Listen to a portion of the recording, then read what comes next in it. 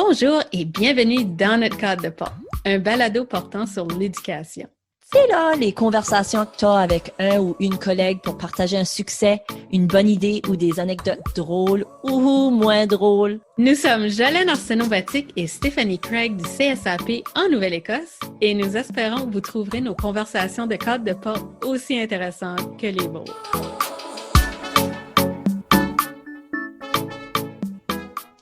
Alors, bonjour et bienvenue à cet épisode de Dans mon cadre de porte.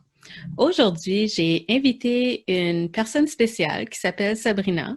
Sabrina, ça fait plusieurs années que je la connais. On s'est rencontrés à l'école secondaire.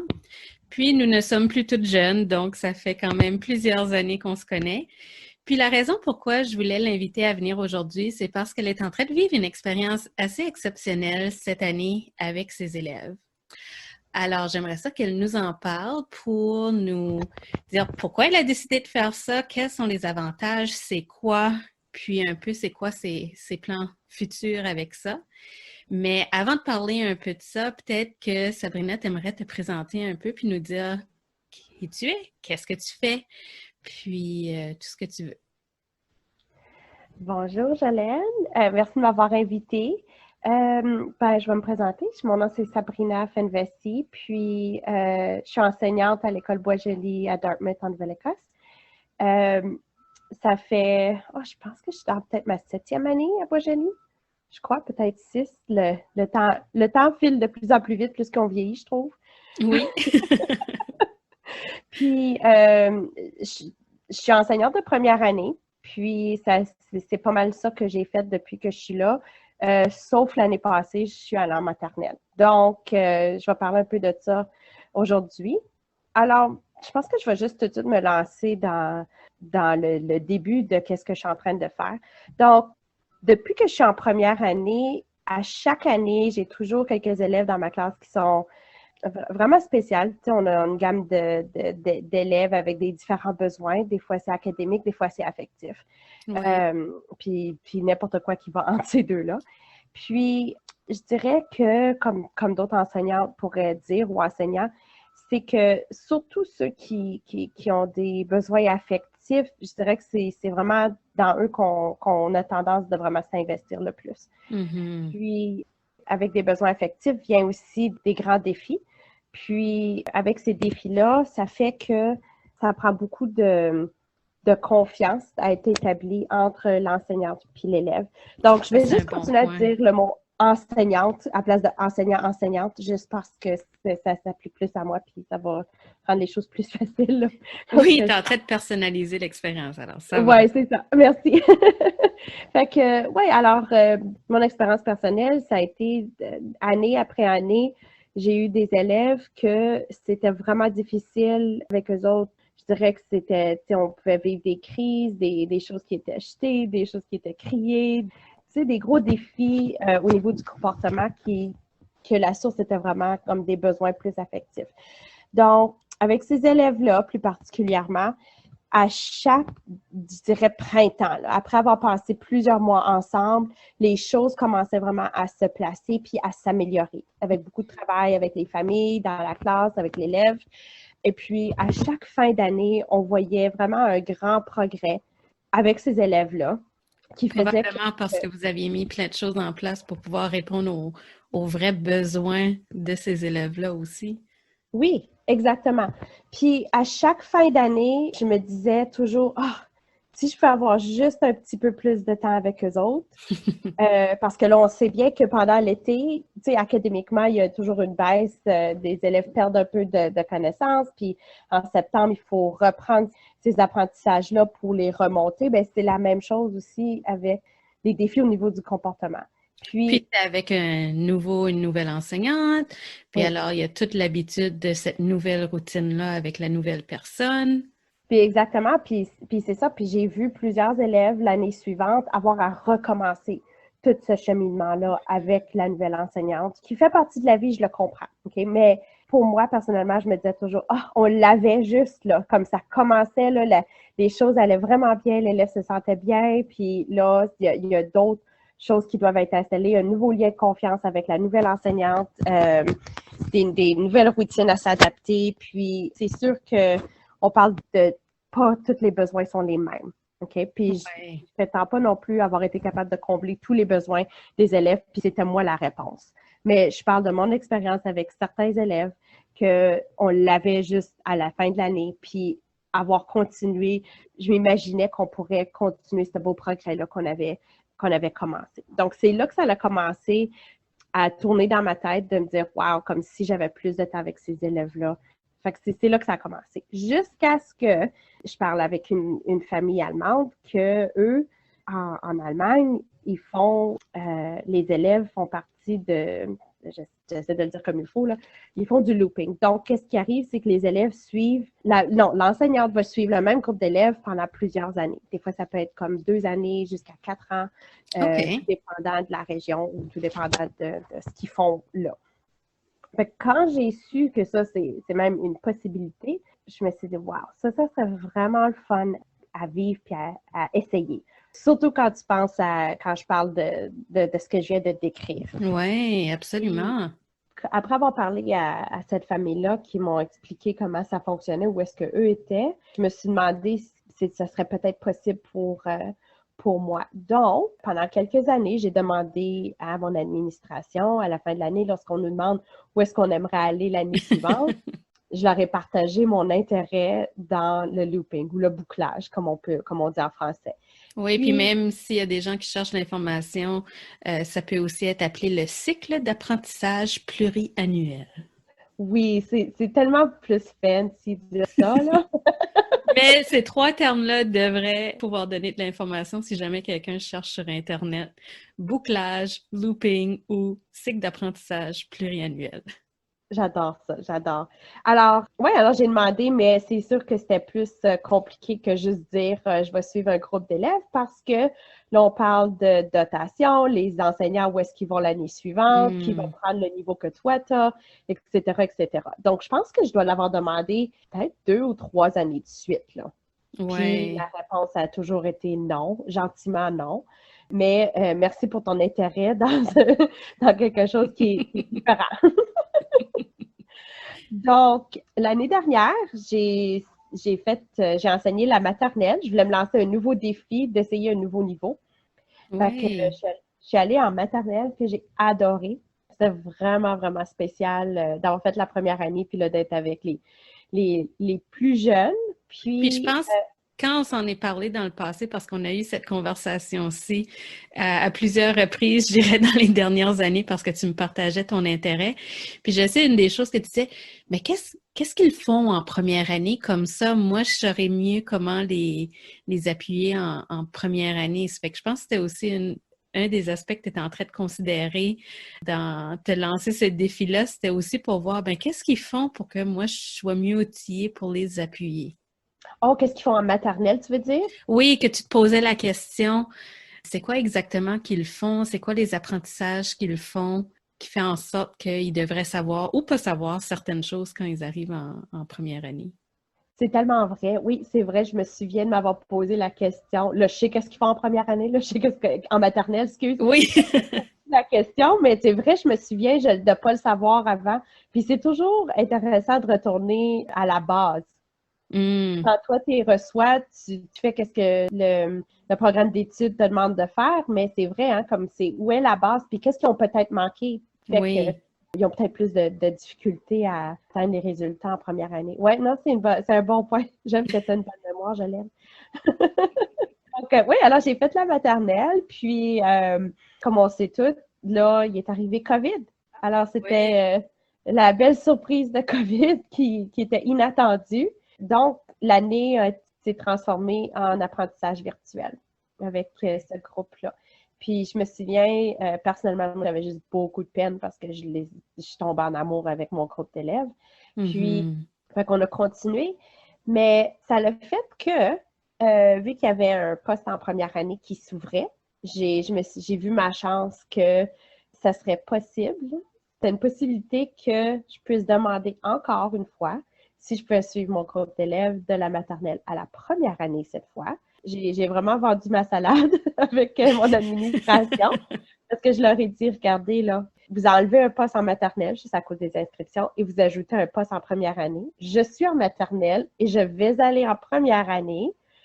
Donc, Les détails qui faisaient en sorte qu'au niveau de la convention collective, au niveau de dotation, au niveau de plein de petits détails qui sont quand même importants quand on est à l'administration, tombaient tout en place pour toi, oui, puis tu continuais à être persévérante, tu y croyais.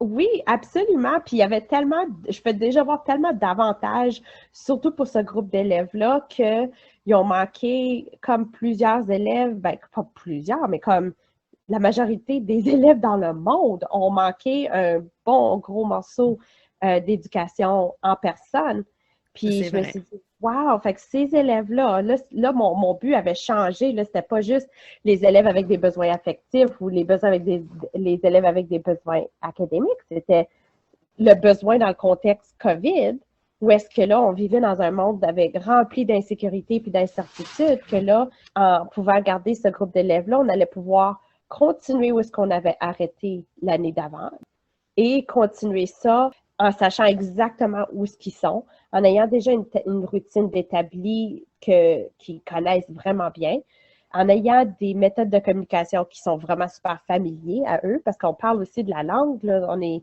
quand même dans un milieu minoritaire, puis il y a plusieurs familles qui n'ont pas nécessairement la langue, le français à la maison. Donc, Ouais. les élèves ont perdu ça aussi. Fait que déjà là, d'avoir quelqu'un qui parle de façon que c'est familier pour eux autres, ça allait déjà être aussi un avantage. Donc, Puis une familiarité, quelque chose qui permet à tous les élèves de la classe d'être rassurés, pas juste trois, oui, quatre, mais vraiment toute une classe. absolument, absolument. Alors, quand ils m'ont dit oui, j'étais aux anges. Je voyais pas de façon qu'ils auraient pu me dire non. Ça faisait 21 élèves qui n'avaient pas besoin d'être divisés. Donc, Mhm. on fait la division des classes aussi. Alors, ça, c'était. Je leur enlevais du travail, dans le fond. Puis, on s'entend aussi que c'est pas des élèves qui ont été choisis pour être dans cette classe-là. Tu avais une composition de classe qui était assez équivalente à toutes les autres classes aussi. Alors, c'est pas comme si tu avais des élèves qui étaient plus autonomes. C'était vraiment une classe variée, un continuum de qu'est-ce qu'on peut avoir dans une salle de classe. Alors, tu demandais pas une faveur. Tu avais une classe équivalente à toutes les autres classes. C'est vraiment un bon point. Absolument, oui. J'ai même une aide enseignante. Ça veut dire qu'il y a un élève dans ma classe qui a justement besoin d'avoir une aide. Puis, Mhm. alors moi puis Kim, on travaille très bien ensemble. On avait aussi établi vraiment un bon rapport. Puis on avait établi une bonne routine dans le sens que c'était quand même un environnement vraiment stable puis calme Ouais. pour ce groupe-là. Alors, je ne sais pas si c'est à cause de comment est-ce qu'ils sont, ou bien juste mon style d'enseignement qui a créé ça. La gestion de classe était vraiment, vraiment bien établie. Oui. On restait dans le même local aussi, qui faisait qu'il y avait une familiarité Hmm. environnementale, qui était vraiment comme un bonus pour cette situation-là. Ah, je voudrais aussi parler du lien avec les familles. Oui, Ça, s'il te c'est pas quelque plaît. chose que même j'avais considéré lorsque j'avais commencé à penser à faire du looping. J'avais pas pensé au lien avec les familles. Je pensais vraiment juste la salle de classe, les élèves, puis tout ça. Avec l'enseignement à distance, c'était vraiment important pour moi de créer ces liens-là avec les familles parce que on pouvait pas y arriver sans leur appui, puis Mhm. sans leur investissement. Puis eux ne pouvaient pas y arriver sans mon aide, sans mon investissement, puis sans ça. Donc, la communication, il a fallu qu'elle soit vraiment bien ancrée pour qu'on puisse avoir du succès. Fait que ça a été un gros but pendant qu'on était en isolation, de créer ces liens-là avec les familles. Parce qu'on Euh, parle des enfants en maternelle. Nous, nos élèves de maternelle peuvent avoir 5 ans jusqu'à la fin décembre. Donc, mhm. une fois que le confinement est arrivé, ben, tous les élèves auraient eu 5 ans, mais c'est quand même des enfants jeunes. Ils vont pas aller à des sessions en ligne ou faire des devoirs par eux-mêmes. Ils ont vraiment besoin que ce soit les parents un peu qui les encouragent ou qui les guident vers ça. Alors, je trouve vraiment le fait que tu apportes ça comme point, c'est vraiment intéressant et super pertinent à la situation.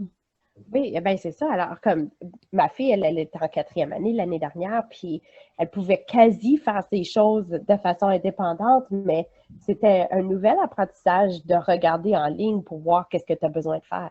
Oui. Alors, Je peux pas imaginer un enfant de 5 ans de pouvoir, il pouvait absolument pas, sans l'appui des parents, accomplir les choses qui ont besoin d'être faites.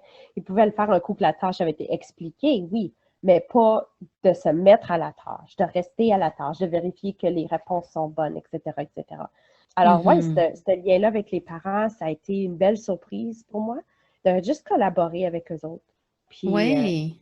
oui, puis lorsque ça a été annoncé au mois de septembre que j'allais enseigner le même groupe d'élèves au complet, le montant de réponse, parce que moi, je le savais au mois de juin que j'allais avoir la classe, puis je ne pouvais pas le dire à personne, puis c'était le plus gros secret parce que c'était comme un cadeau de Noël pour moi que je ne pouvais pas ouvrir. Mais que je savais qu'est-ce qu'il y avait dans la boîte, là. C'était vraiment spécial, là. Je savais que j'allais avoir le même groupe d'élèves, j'avais hâte, je m'avais ennuyé d'eux autres. Puis avec toute l'incertitude, puis je vais parler de moi, c'est un peu, tu sais, je parle beaucoup des élèves, mais personnellement, pour moi, avec toute l'incertitude de retourner dans l'école pendant COVID, avec toutes les craintes que j'avais, ça m'a apporté du confort pour moi-même de savoir que j'avais ce groupe-là, j'avais les parents, j'avais cette communauté-là qu'on avait vraiment bien, qu'on avait créée finalement ensemble. Oui, parce qu'on n'avait aucune idée, une fois que les écoles allaient ouvrir au mois de septembre pour les élèves, qu'est-ce qui allait arriver. On se faisait plein de scénarios possibles dans notre tête. C'était épeurant. Moi-même, j'avais un peu peur de qu'est-ce qui allait arriver. Alors, puis moi, je suis pas dans une école, alors de penser qu'on va avoir des centaines d'élèves qui vont venir et les conséquences que ça peut avoir. Alors, c'était rempli d'incertitudes au mois de septembre pour tout le monde. Oui. Alors, d'avoir cet aspect-là qui était quand même, tu avais le contrôle dessus. Tu savais, OK, j'ai mon même groupe, je les connais. Il y a au moins une partie de cette rentrée au mois de septembre qui n'est pas de l'incertitude. Absolument, absolument. Puis ça a créé la même chose pour les enfants et les familles. Puis c'est ce qu'ils vont partager. Alors, lorsque je leur ai annoncé, je ne sais plus, c'était comme la fin août ou septembre, que ça allait être moi encore l'enseignante cette année, puis que j'avais le même groupe. Puis enfin, je pouvais, je pouvais leur dire. Les réponses ont tellement été positives, puis tout le monde décrivait pas mal qu'est-ce que moi je ressentais. Les réponses des parents, des familles étaient vraiment positives, puis excitées de savoir que leur enfant, parce que c'est inquiétant pour eux autres aussi, que là, ils allaient envoyer leur enfant dans un environnement que, au pire, le pire des choses, c'est que là, tout le monde attrape COVID puis tout le monde meurt. Okay? Ça, c'était comme mon pire. Oui, absolument. La tête de tout le monde. Oui, c'est ça qu'on avait en tête. On a été... Puis, je veux dire, aujourd'hui, on est le congé du mois de mars pour la Nouvelle-Écosse, puis on a été très, très, très chanceux dans notre province. Il y a quand même eu beaucoup de choix, de restrictions qui ont été mis en place, non seulement par les autorités, mais des choses que les gens de la Nouvelle-Écosse voulaient qu'ils soient mis en place. Puis, je pense que ça a très bien réussi jusqu'à date. Puis, nos écoles ont pu s'épanouir cette année. Absolument, oui. Oui, absolument.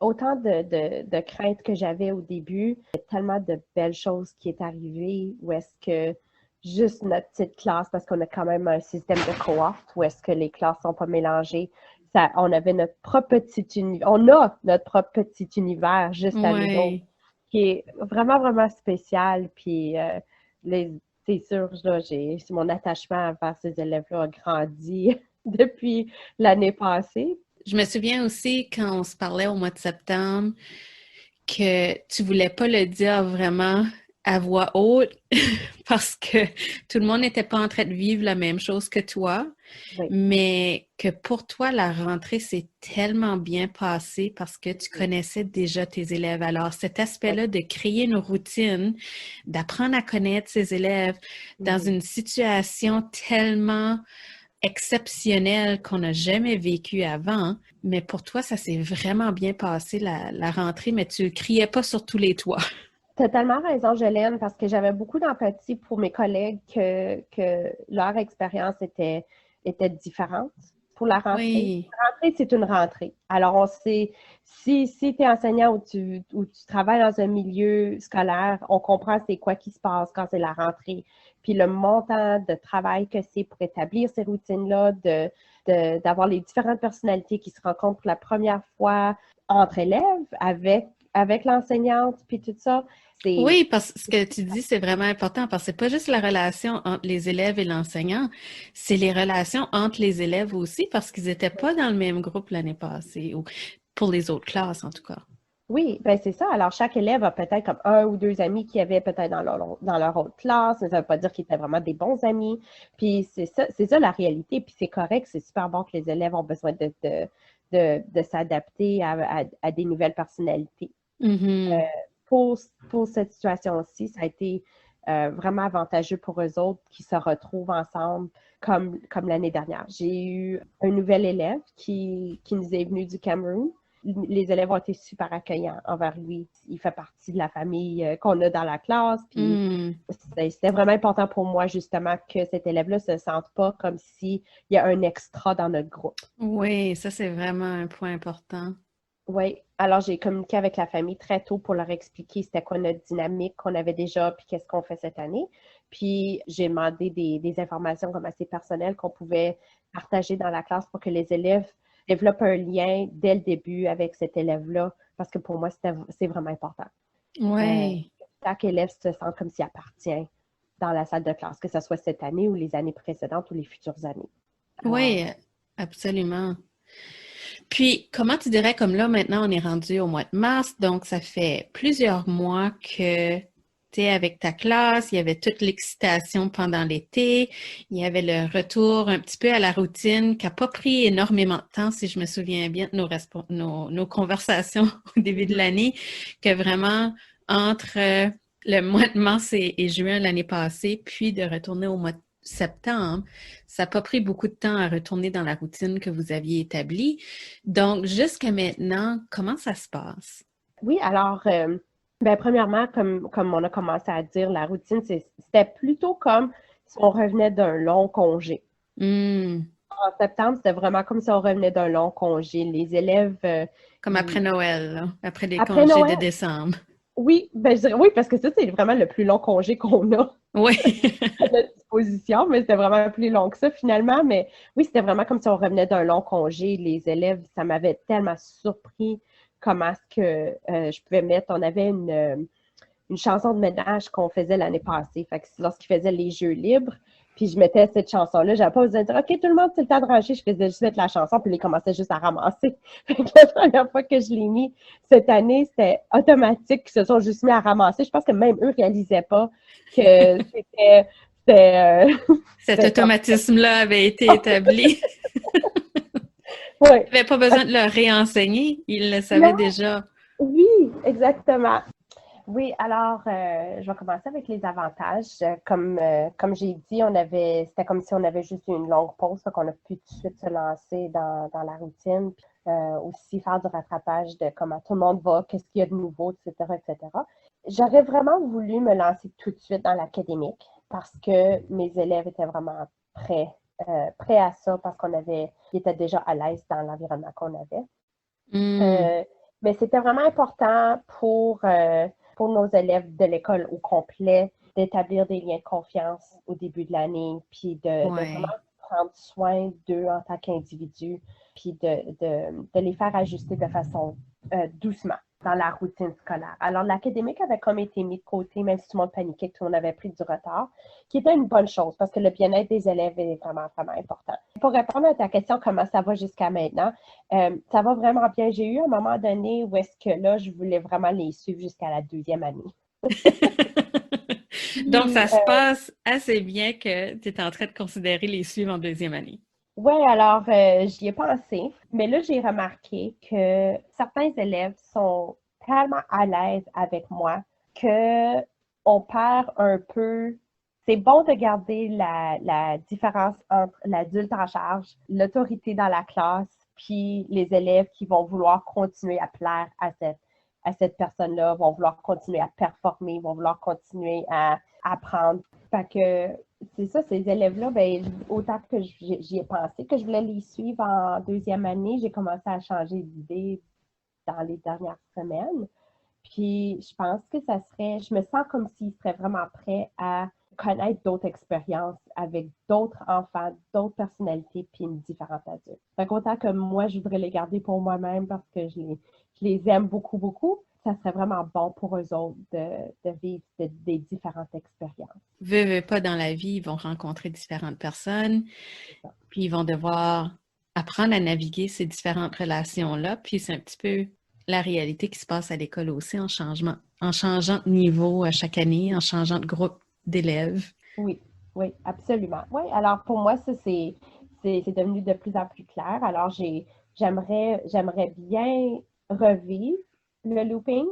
Puis j'ai fait la demande, alors on va voir qu'est-ce qui va arriver. Mais si je peux refaire maternelle première année encore, ces 2 années-là de base sont tellement, tellement importantes. Puis je trouve que même avec COVID, puis la pause qu'on a eue, ça a été quand même très avantageux pour ces élèves-là, avec les défis académiques, les défis de comportement, les défis, toutes les sortes de défis. Je trouve que ça a été vraiment, vraiment bon pour eux autres. Puis je voudrais vraiment le refaire là, avec un différent groupe. Ah, ben ça, c'est vraiment encourageant à entendre parce que j'aimerais juste dire, tu avais une classe régulière comme n'importe quelle autre classe. Alors, c'est pas comme si tu avais une classe plus facile ou une classe plus difficile. Tu avais vraiment une classe régulière.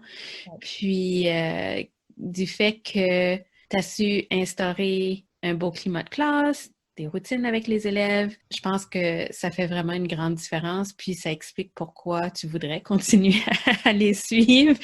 Puis, je trouve ça tellement beau t'entendre parler de cette expérience-là parce que c'est quand même pas la première fois que nous deux, on s'en parle, mais de voir que tu as finalement réussi à la vivre. Alors, pour toi, le looping, c'était un peu un rêve. Puis, souvent, quand on a un rêve, tout est beau, est parfait. Puis là, des fois, quand on le vit, en réalité, on n'a pas la même expérience.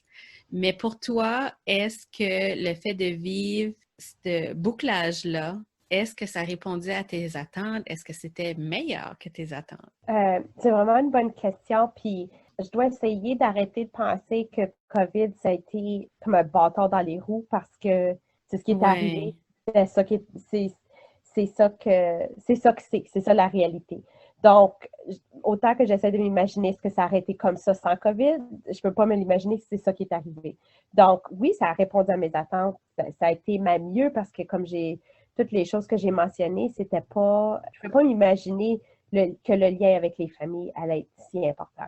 Puis je ne pouvais pas m'imaginer que la rentrée allait être aussi facile. Je ne pouvais pas m'imaginer que il y avait plein de choses que je ne pouvais pas m'imaginer qui est arrivé, qui était vraiment bien. Puis tu parles de classe régulière, puis les années passées que j'ai demandé si je pouvais le faire, j'avais des classes vraiment qui avaient des gros défis là, dans la classe. Puis c'était vraiment ça qui m'a fait penser que je voulais l'essayer. Fait que c'est pas comme si une année j'ai eu un super groupe, je sais pas comment décrire ce que serait un super groupe, là, mais facile, disons. Puis que là, je me suis dit, ah, je veux pas que ça finisse. Non, non, c'était vraiment les classes les plus difficiles qui me fait penser à faire du looping parce que je me suis dit, OK, sais-tu quoi, j'aimerais avoir plus de temps avec eux autres pour voir comment plus loin qu'on pourrait aller.